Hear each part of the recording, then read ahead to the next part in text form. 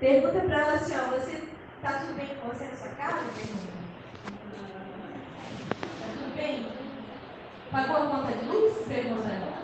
Conseguiu pagar de água? Se não conseguiu, daí depois você, né? Fala de novo lá no final, me ajuda, irmão, me ajuda a pagar a luz, me ajuda a pagar. Não fica sofrendo sozinho, né? Nós somos o corpo, né? E a gente pode ajudar uns aos outros, amém?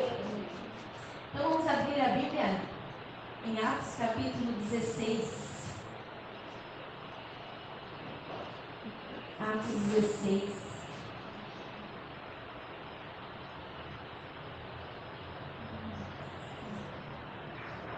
Ontem foi o Dia Internacional da Mulher, dia 8 de março, né? Brasil é assim, né? Tem esse negócio de inventar, mas isso é internacional, então não é só no Brasil. Essas coisas, né? Que é um pouco mais de comércio. Mas o dia 8 de março ele foi designado para que celebrar, vamos dizer assim, a conquista feminina, um pouco de feminismo misturado, né? Mas para celebrar, vamos dizer assim, a conquista da mulher no mercado de trabalho, uma igualdade salarial, porque antigamente vocês sabem que a mulher trabalhava tanto quanto o homem, porém não recebia dignamente. Então a mulher foi conquistando esse espaço, né, no mercado de trabalho, e é mais direitos, um pouco de respeito, né? Porque as mulheres não eram tão respeitadas e tão honradas. Então, é para celebrar isso, né? Que não é nada cristão, não é nada bíblico, porque na palavra do Senhor, do início ao final, nós sabemos que Deus nos ama, ama as mulheres, cuida de nós mulheres, protege as mulheres, que Deus sempre se preocupou conosco, né? Quem conhece a palavra um pouquinho sabe o quanto Deus ama as mulheres e o quanto o Senhor se preocupou em ouvir, em consolar, em dirigir uma palavra, em ser servido, inclusive, pelas mulheres, né? Então, eu quero falar um pouquinho, tem dois homens aqui, vamos escutar também, porque tudo que eu vou falar também vai servir para a vida dos irmãos, amém? E Atos 16:13 vai falar a história de uma mulher que foi uma das mulheres que o meu pastor, o pastor que batizou, na verdade, o pastor Christian, foi meu terceiro pastor na minha vida. Eu tinha ali uns 16, 17 anos. Ele falou sobre essa mulher e eu não conhecia ela, eu achei muito interessante. Então, eu quero trazer para vocês. Atos 16:13 diz assim: Quando foi sábado, saímos da cidade para junto do rio, onde nos pareceu haver um lugar de oração. E assentando-nos, falamos às mulheres que para ali tinham compromisso. Certa mulher chamada Lídia, da cidade de Tiatira, vendedora de púrpura, temente a Deus, nos escutava. O Senhor lhe abriu o coração para atender as coisas que Paulo dizia. Depois de ser batizada, ela e toda a sua casa nos rogou, dizendo: Se julgais que eu sou fiel ao Senhor, entrai em minha casa e aí ficai. E nos constrangeu a isso. Então, se eu vou falar de várias mulheres da Bíblia hoje que são exemplos e exemplos para que a gente possa seguir, já que teve o Dia Internacional da Mulher, eu resolvi falar de Lídia. Eu ministrei ontem na cela e eu falei assim para as irmãs que estavam lá. Tantas mulheres na Bíblia falaram, hein? Maria, Isabel, Esther, né? Por que eu fui escolher logo Lídia, que tem poucos versículos falando dela? Mas Lídia está na Bíblia. Lídia tem o nome dela registrado na palavra. Muitas mulheres ouviram Jesus, muitas mulheres foram usadas por Deus, tanto no Velho quanto no Novo Testamento. Mas essa mulher foi registrada. E aí eu falava com Deus, por que eu vou falar de Lídia? Se, né, então, tem tantas outras que fizeram coisas mais grandiosas, como Débora, que foi uma juíza, uma profetisa naquele lugar, ela ocupava a liderança na igreja do Senhor Jesus, né? Por que eu não falo de Raquel, que era pastora, que Raquel fez a vida daquele marido? Mas, né, houve Abigail, que foi uma mulher maravilhosa para Davi, mas não, Deus colocou no meu coração para falar de Lídia, porque ela também está escrita ali na palavra. E porque as coisas que ela faz e fez também são importantes. E aí a gente, quando se coloca no lugar, eu sou Lídia, eu penso assim, eu também sou importante. Eu também sou amada. Deus também tem algo comigo. Amém? Essa mulher, ela foi usada porque ela estava ali numa província, né, mas ela era de outra cidade. Então, ela já era uma pessoa desbravadora. Diga comigo, desbravadora. Desbravadora. Você é desbravador? Você é desbravadora? Você vai aí vencendo, lutando? Quando eu penso em desistir, quando eu penso em parar, sabe o que acontece? Eu me lembro da minha tataravó, que veio de navio, Márcia, da Alemanha, e ela estava grávida da minha bisavó, dona Sebila. Ela pegou um barco da Alemanha, minha tataravó, e veio para o Brasil. Será que eu tenho direito de desistir? Desistir da minha vida, do chamado, das coisas? Não dá, porque meu DNA está marcado por uma guerreira que veio grávida para fugir da frieza da Alemanha, para fugir da pobreza, para fugir da perseguição religiosa. E ela veio, e ela deixou a sementinha dela e estou aqui. Então eu não posso desistir. Diga assim, eu não vou desistir. Não vou desistir. Diga de novo, eu não vou desistir. Eu não vou desistir. Assim como Lídia saiu da cidade dela, minha avó também saiu. E foi para outro país, gente. Começou a recomeçar. Né? E graças a Deus conquistou aquilo que tinha em mente. Né? Chegou sã e salva, teve minha bisavó, que criou meu pai. Porque o meu pai não foi criado pelos pais dele, foi criado por ela. Né? Ela era alemã, né? Então fazia aquelas comidas maravilhosas, aquelas compotas, e meu pai disse que ela fazia pão e botava nata dessa altura com açúcar. Quem já comeu nata com açúcar aqui? Não, banha, perdão. Banha com açúcar. Nunca comi. Ele comeu. Né? Então era uma mulher guerreira. E essa mulher também aqui da palavra Lídia era assim guerreira. Então nós temos no nosso DNA, se você olhar um pouquinho para trás, pessoas que não desistiram e que fizeram você chegar até aqui, onde você está. Amém? Ela era ousada e ela foi ali junto com várias mulheres para ouvir a palavra, só que ela foi diferente. Ela ouviu a palavra e a Bíblia diz que o Senhor lhe abriu o coração para entender. Então diga assim, ó, eu sou cheia de entendimento. Eu só não vou ouvir a palavra essa noite, eu vou botar em prática na segunda, na terça, na quarta, na quinta, eu vou viver a palavra. Ela ouviu e o Senhor abriu o coração dela para entender. Porque a palavra diz que Lídia era temente a Deus. Diga comigo, temente a Deus. Desbravadora, temente a Deus. Corajosa, ousada. Era essa mulher. E ela era temente a Deus, mas não conhecia Jesus. Você conhece alguém que você olha para ela, na sua rede social, na sua convivência, no seu dia a dia, no seu trabalho, que você pensa assim, que mulher temente a Deus? Que homem temente a Deus? Você não olha para a pessoa e pensa, eles temem a Deus. Mas Jesus, eles não conhecem. Qual é a nossa missão? Falar de Jesus, que era o que o apóstolo Paulo e os discípulos estavam fazendo nessa cidade. As pessoas podem até temer a Deus, conhecer Deus, mas elas precisam conhecer a salvação, o plano da salvação. O que Jesus fez por nós. E essa é a nossa missão. Nós que precisamos anunciar que Jesus é o Senhor e que eles precisam aceitar Jesus como seu Senhor e Salvador. Porque é o caminho, a verdade e a vida e ninguém vem ao Pai a não ser por Ele. Então, o apóstolo Paulo viu que ela era temente a Deus, mas sabia que ela não conhecia Jesus ainda. O Senhor abriu o coração dela para que ela ouvisse a verdade. Então, Deus vai te usar, como usou o apóstolo Paulo, para falar de Jesus para as pessoas. As pessoas estão precisando de Jesus, do remédio, do bálsamo de Gileade. Essa semana eu recebi na marca, lá na minha marca, né? Uma menina que estava com pensamento suicida.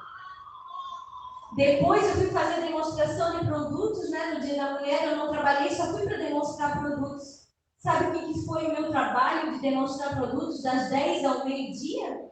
Escutar uma menina que se sente só.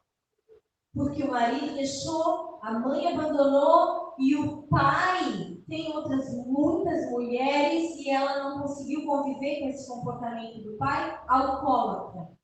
Saiu com 18 anos de casa e agora está lá, teve que alugar outro apartamento porque está separada. E ela disse, eu me sinto sozinha. Das 10 ao meio-dia, pregando para ela. Fui descobrir que ela já frequentou alguma igreja. Eu disse para ela, vai lá na igreja da pastora minha Canelinha. Vai. Ela disse, não tem uma perto da minha casa, tu não vai nessa. Mas vai. Vai, não deixa de ir. A gente tem que ouvir a palavra. Ela disse, mas eu tenho que sair às 9 para o meu trabalho. Não tem problema. Então escuta das 7h30 até às 9. E às 9 tu sai. Vai lá adorar então. Prestar o teu culto. Vai lá adorar o Senhor. Entende? Então, assim, ali foi uma conversa edificante com ela. Por quê? Porque ela era temente a Deus, ela sabia que Deus existe, mas precisava de Jesus. Sabe o que ela disse no final? Eu preciso de Jesus mesmo. Glória a Deus. Amém. Aleluia. Você é esse canal. Você é essa pessoa que as pessoas lá fora estão achando depressivas, tristes, só precisando do convite, só precisando de um carinho, só precisando que você vá lá. Aí recebi outra menina que disse assim, eu sou egoísta, eu sou ruim, eu sou isso, eu sou aquilo, e falando que ela não é boa para mim. E aí, só que um pouquinho antes ela contou que a cliente dela foi lá fazer unha com ela e ela tinha cortado um pano. E daí ela pegou e já deu o pano para ela, para a pessoa. E eu disse, amada, eu nunca queria imaginar que você é egoísta, isso tudo que você falou, porque eu te vejo com os olhos que Deus te deu. Eu vejo você generosa, porque na tua dificuldade, que é ser manivata, né, querer só as coisas para si, Deus vai te usar com grande generosidade. E ela tinha dado um pão para a cliente dela. Como que ela é assim, como ela estava me falando? Olha como a gente se vê errado. Você não é, às vezes, o que o inimigo está soprando na sua mente. Você é o que Deus diz que você é. Você é o que a palavra de Deus diz que você é. Você é destemida, você é temente, você é destemido, você é temente, você é forte, você é corajoso, você enfrenta uma viagem de navio se for preciso. Amém? Você é uma pessoa temente a Deus, mas que também tem Jesus, que vai levar o Evangelho. Essa mulher, Lídia, ela ouviu e depois ela foi batizada.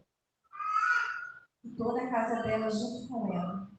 E ela pegou e disse que precisava, né, que eles ficassem ali. Ela implorou, ela chorou, ela clamou, ela disse, vocês precisam ficar aqui. Nos constrangeu a isso, o apóstolo Paulo disse, que eles ficassem ali.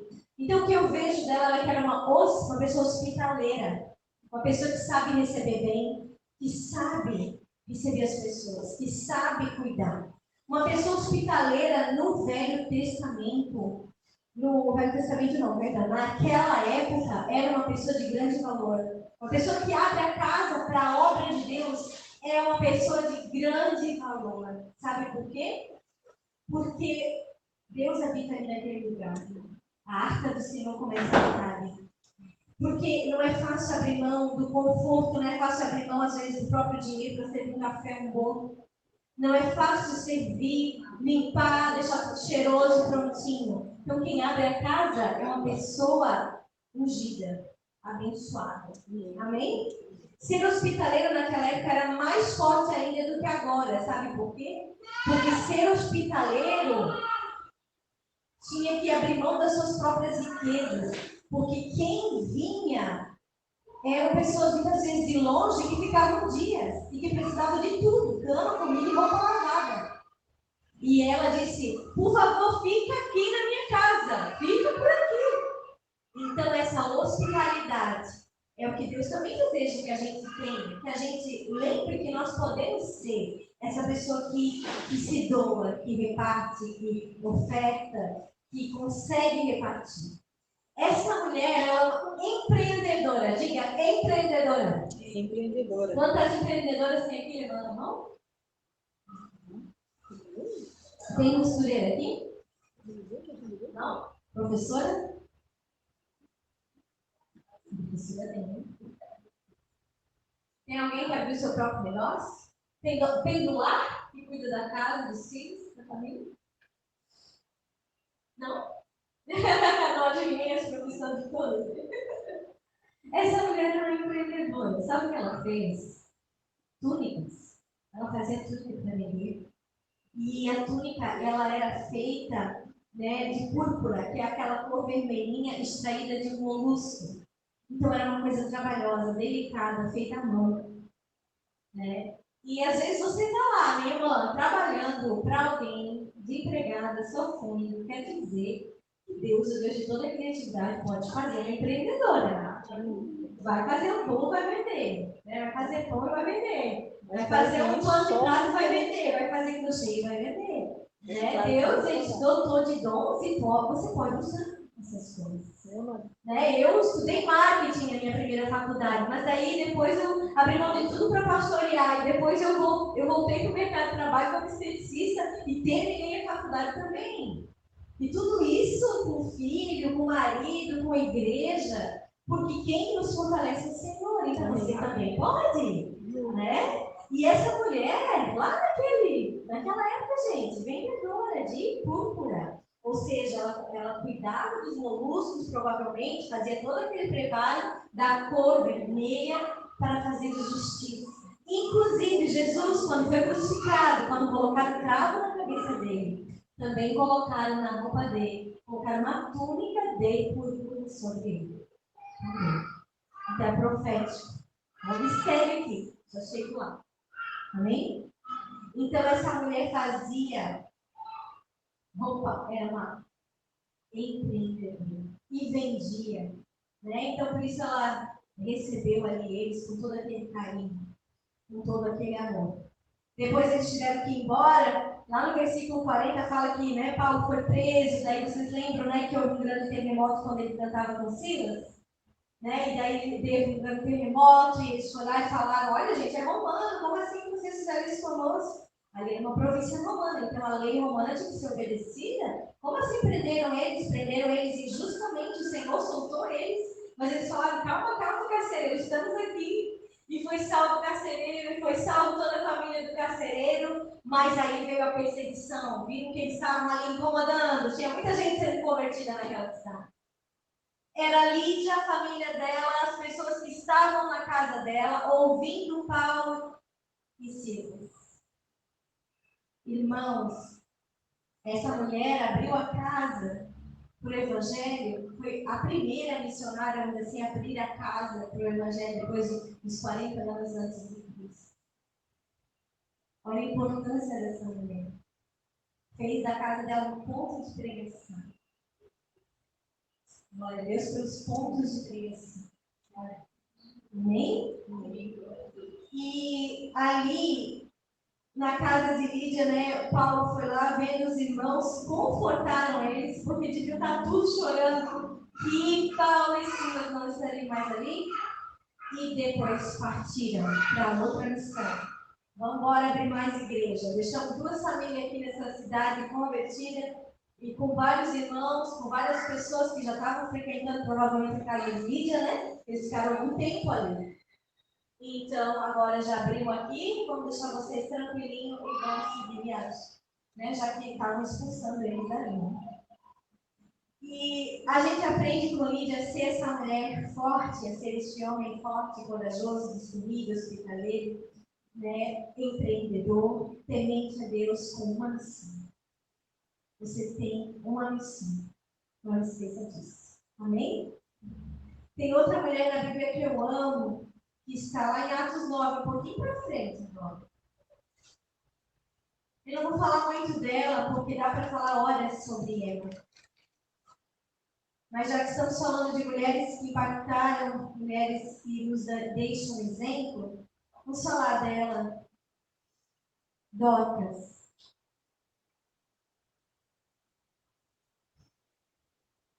Atos 9, 36.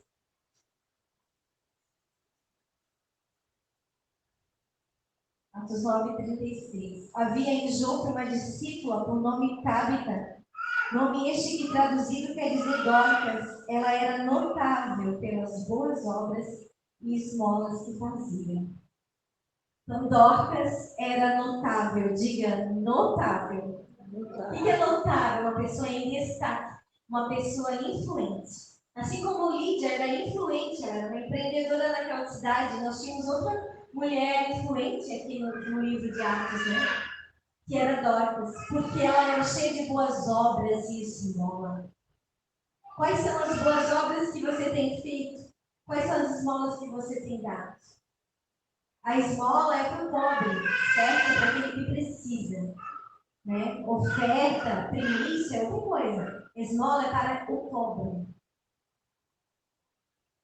Então ela olhava para os pobres, para aqueles que estavam precisando de ajuda. Cheia de boas obras. Ela era uma mulher também temente a Deus, por estar fazendo boas obras, por estar servindo a comunidade onde ela estava inserida. Era uma mulher influente. Diga, eu sou influente. Você influencia o seu marido, você influencia a sua esposa, você influencia os seus filhos, você influencia lá no seu trabalho. A gente acha que não estamos vendo, que a gente está num cantinho, mas você está tão cercado por uma grande nuvem de testemunho. As pessoas estão ansiando por você, pelo que você tem, que é Jesus. Amém? Aí no versículo 37 diz assim: aconteceu naqueles dias que ela adoeceu e veio a morrer. Depois de a levarem, puseram-no no cenáculo. Como líder era perto de Jope, ouvindo os discípulos que Pedro estava ali, enviaram-lhe 2 homens que lhe pedissem: não demores em vir ter conosco. Pedro atendeu e foi com eles. Tendo chegado, conduziram-no para o cenáculo, e todas as viúvas o cercaram, chorando, e mostrando-lhe túnicas, vestidos que Dorcas fizera, enquanto estavam com ele. Mas Pedro, tendo feito sair a todos, pondo-se de joelhos, orou. Voltando-se para o corpo, disse: Tabita, levanta-se. Ela abriu os olhos, e vendo a Pedro, sentou. Dando-lhe a mão, levantando-a, chamando os santos, especialmente as viúvas, apresentou-a viva. Isso se tornou conhecido por toda Jope. Muitos creram no Senhor. Porque Pedro ficou em Jope muitos dias em casa de um cuidador chamado Simão. Dorcas foi uma mulher que Deus quis ressuscitar. Então hoje, se você estiver morto em seus sonhos, em seus projetos, se a sua alegria está sendo roubada, se a tua paciência está sendo roubada, a tua longanimidade, se a tua bondade está sendo roubada, se a tua fidelidade está sendo roubada pelo inimigo, eu quero te dizer, o Senhor ressuscita os mortos. O Senhor tem poder para te ressuscitar, te fazer de novo, colocar no propósito de Deus. Amém. Essa mulher foi ressuscitada. Será que se eu morrer, o Senhor vai ter prazer em me ressuscitar? Ou vai dizer, não, já deu para ti. Deus chorou nela, pode ficar aqui comigo. Vamos agradar o coração do Senhor ao ponto que ele diga, não, vamos só pensar mais um pouquinho aí. Sabe por quê? Uma mulher que ajudava a viúva. Qual é a verdadeira religião? Cuidar do órfão, da viúva e do necessitado. Amém? Vocês já sabiam disso, né? Qual é a verdadeira religião? Cuidar do órfão, da viúva e do necessitado. O que Dorcas fazia? Cuidava do órfão, da viúva e do necessitado. As viúvas tudo chorando, mostrando, olha o que ela fazia conosco. Ela fazia túnicas, ela usava vestidos, ela fazia roupas, ela servia a Deus com a costura. Ela servia a Deus provavelmente com a mesma coisa que... esqueci o nome de Deus. Lídia. Mesma coisa que Lídia. Túnica. de púrpura. Essas costureiras têm uma coisa em comum, elas faziam roupas e serviam a Deus através desse ministério. Serviam, ajudavam as viúvas, mostrando, olha, provavelmente chorando, gritando, olha as peças lindas. Pedro, eles ansiaram por Pedro, provavelmente já sabendo que Pedro tinha a presença do Espírito Santo e que Pedro faria alguma coisa por ela. E quando Pedro disse, tá, agora vocês saem todo mundo aqui que eu vou me colocar de joelhos, e orou e ela ressuscitou. Amém? Glória a Deus, pelo Deus Todo-Poderoso. Ele ressuscita mortos, ele pode ressuscitar mortos. Dorcas quer dizer, na palavra grega, gazela. No aramaico é Tabita, né? Por isso se diz Tabita Lecumi, Tabita Cumi, levanta-te, né? Levanta-te. Mas a gazela, naquela época, era conhecida por sua beleza. Então, olha aí para sua irmã e diga, meu Deus. Olha para ela, diga assim, meu Deus, como você é linda, tanto quanto eu. Os homens digam, nossa, como você é linda, tanto quanto eu. Fala para ela. Márcia, como você é linda, tanto quanto eu. É mais fácil a gente dizer que os outros são bonitos, mas a gente se achar bonito, né? É difícil, né? Mas Deus faz alguma coisa feia? Deus já fez alguma coisa feia? Não, né? Deus erra? Não, né? Nos fez preciosos. Então, Dorcas quer dizer bonita. Além de tudo, ela era bonita, né? Quando o pai e a mãe dela viram, ela era bonita. Além de ser uma mulher rica em boas obras, esmola, uma pessoa digna de ser ressuscitada, uma pessoa que aprove a Deus deixar mais um tempo para ela continuar fazendo o ministério que ela tem que fazer. E se o Senhor precisa, Ele mesmo faz. Amém? Ele ressuscita sonhos, Ele ressuscita projetos, Ele ressuscita.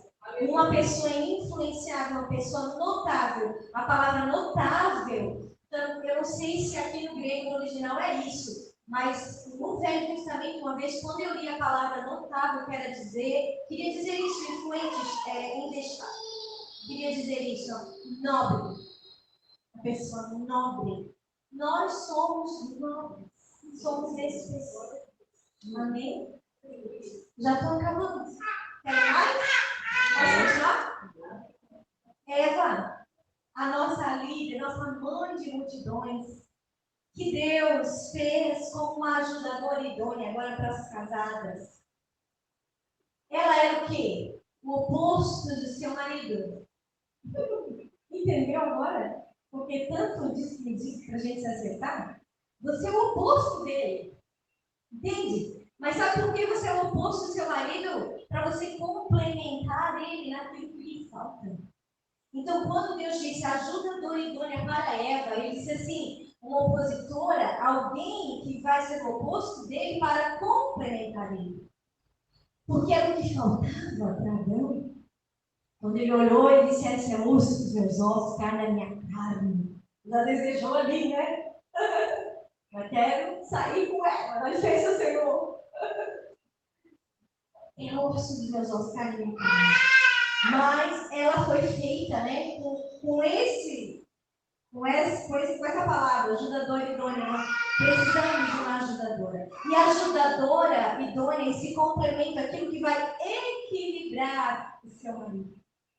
Né? Então, quando a gente olha assim para um homem e vê que faltam algumas coisas nele, a gente pensa, essas coisas que estão faltando nele é bem certinho que a esposa dele tem. Daí ela equilibra ele. Então, meu marido fala demais, aí eu falo de menos, entendeu? Para equilibrar. Né? O meu marido é machista, eu sou mais para equilibrar. Né? Os opostos se atraem, diz a lei da física. Né?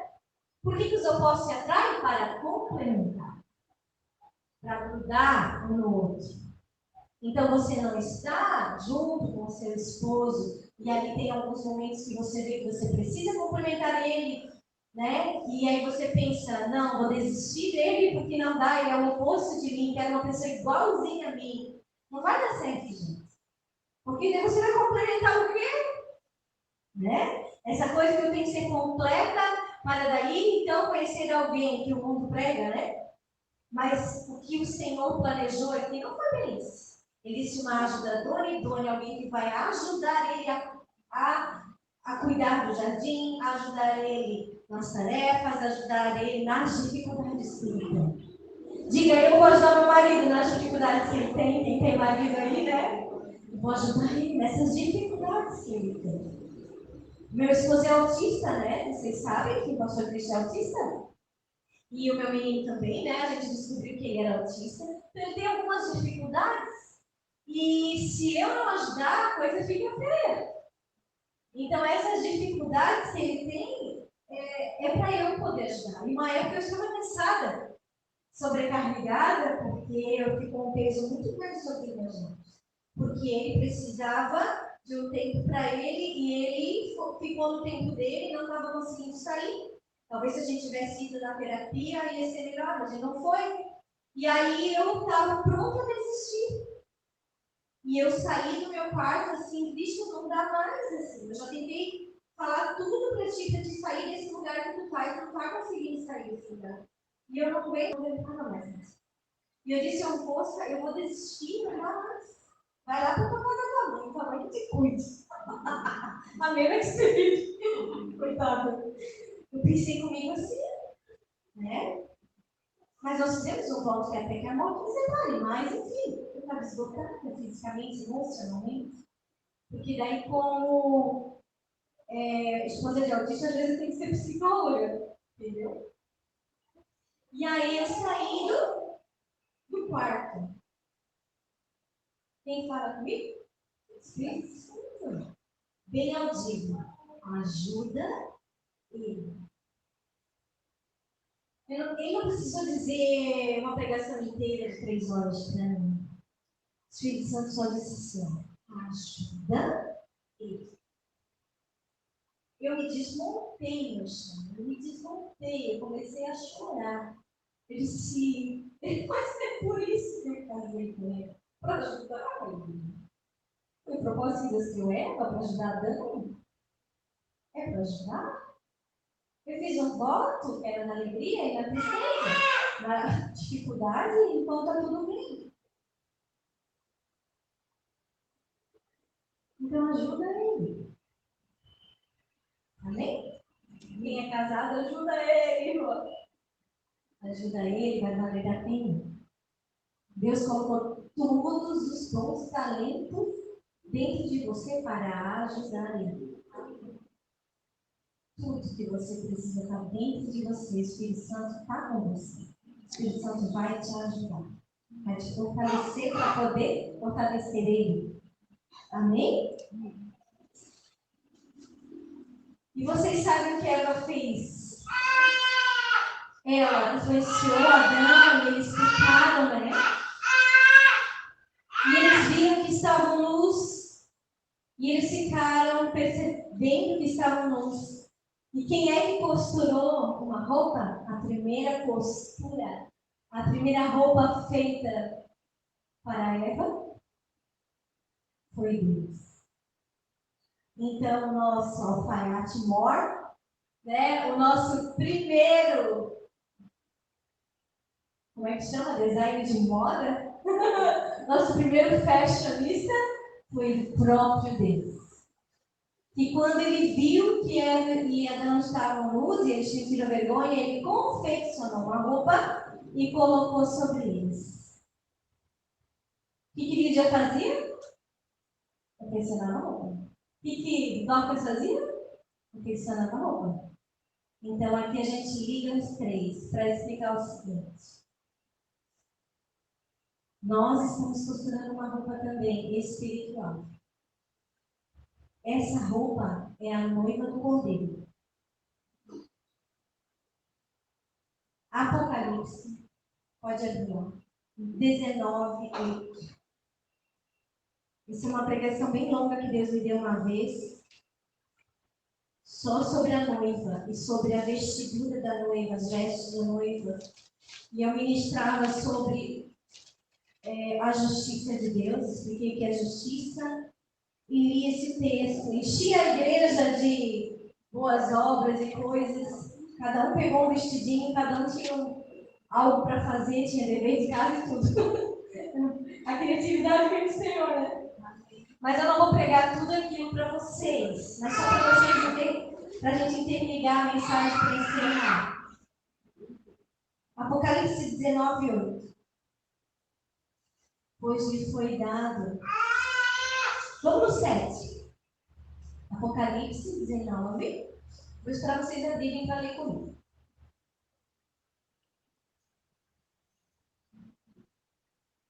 (19:7). Alegremos, exultemos e demos-lhes a glória, porque são chegadas as bodas do Cordeiro, cuja esposa a si mesma já se ataviou. Pois lhe foi dado vestir-se de linho finíssimo, resplandecente e puro, porque o linho finíssimo são os atos de justiça. Quem é a esposa de Cristo? Nós. Quem é o Cordeiro? Jesus Cristo. E aqui diz quem em Apocalipse, a noiva, ela mesma, a esposa, não diz a noiva, diz a esposa, a si mesmo, se ataviou de um vestido puro, de linho finíssimo, maravilhoso, resplandecente, que é os atos de justiça dos santos.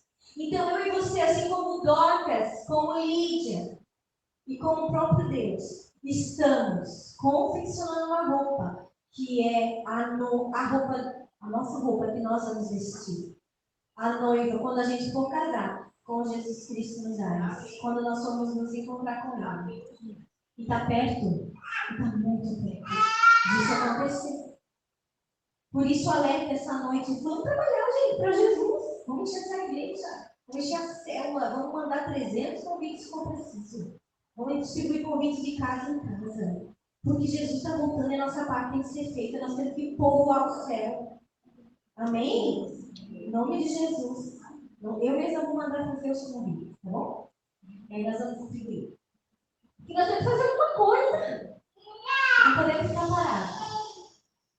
As boas obras é que formam o vestido, diz aqui. Os atos de justiça é fazer justiça. E justiça não é me vingar.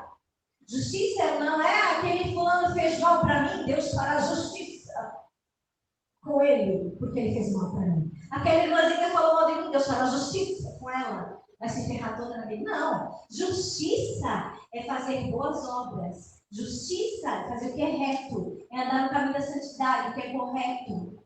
Justiça é eu olhar o pobre e a viúva necessitado, como Dorcas fazia, como Lídia fazia. Amém? Então, a nossa justiça ela tem que exceder a do mundo. Nós precisamos olhar com olhos de amor para as pessoas de novo. Se importar de novo com as pessoas, ter compaixão de novo com as pessoas. Eu sei que isso não é fácil, porque um tempo pensava só em mim. Como a minha cliente dizia, eu só penso em mim, cara. Não quero mais saber de ajudar ninguém nessa vida. Me deu um pão. Aí eu disse para ela, tá vendo? Você tem o Espírito Santo aí dentro de você ainda, menina? Irmão, você tem o Espírito Santo aí dentro ainda. Vamos encher de amor de novo pelas pessoas, de compaixão de novo pelas pessoas, de fazer justiça, né? De ir à frente, de ajudar aqueles que estão precisando. Amém? E assim, cada pãozinho que você pega e dá para alguém que está precisando, uma esmola que você dá no trânsito, né, ali na sinaleira, não mais esmola, dá ali. Eu dou, se eu tiver uma moeda, eu dou. Não sei se é para droga mesmo. E se a pessoa quer comida, não nega o prato de comida, leva ela no restaurante e paga a comida para ela. Se você vê alguém na rua, aqui tem bastante, né? Leva uma sopa, leva um pão, leva um cobertor. Se você vê alguma viúva, visita, consola, abraça, convida para ir na sua casa. Gruda nela, ela vai ser uma discípula. Essa viúva precisa de alguém, uma companhia, ela está se sentindo sozinha. Né? Você tem o dom de falar, de evangelizar, evangeliza. Você tem o dom de ouvir, escuta. Você tem o dom de abraçar, abraça. Nós tínhamos o pastor Oscar que o Senhor levou para a glória, aos 69 anos. Sabe o que ele mais fazia bem dentro da nossa igreja, do nosso ministério? Era abraçar. O abraço dele curava as pessoas. O abraço dele confortava. Ele tinha uma barbinha branca, assim, bem grandinha, e a gente pensava que era Jesus. E aí a gente abraçava ele, que ele tinha Jesus dentro dele. Então a gente se sentia abraçado pelo Senhor Jesus. Você acha que você, porque tem cabelo branco, é importante? Isso é muito importante. Né? Às vezes as pessoas olham e veem Jesus em ti. Na tua sabedoria, no teu cabelo branco, poxa, o Senhor passou tanta coisa, vou escutar o que ele viveu. Quero ver o que ele viveu, quero aprender alguma coisa com o que ele viveu. Né? Está começando, ó.